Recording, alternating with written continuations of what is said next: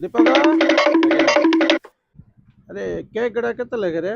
5 ଟଙ୍କା ଆଜ୍ଞା 10 ଟଙ୍କାର ନେଲେ 3ଟା ଆଜ୍ଞା 5 ଟଙ୍କା ଗୋଟେ 10 ଟଙ୍କା 10 ତିନିଟା ଟଙ୍କା କି? 3ଟା ଆଜ୍ଞା 10 ଟଙ୍କାର କେକ୍ ଦେଇଦେଲୁ। ଆଜ୍ଞା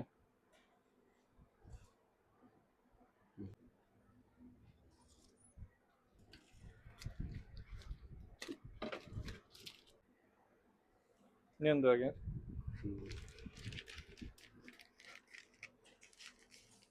रुको जरा ଭାଇ सबर करो। ତିନିଟା ବେଶୀ ହେଇଯିବ ରେ।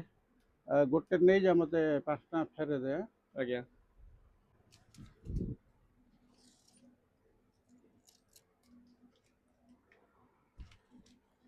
ମୋର ଟିକେ ଦାନ୍ତ अरे ପେନ୍ कहना ହଉଛି। क्या चाहते हो? ଦିଟା ଖାଇ ହବନି। ଆଉ ଗୋଟେ ନେଇଯା ମତେ 5 ଟଙ୍କା ଫେରେ ଦେ। ଆଜ୍ଞା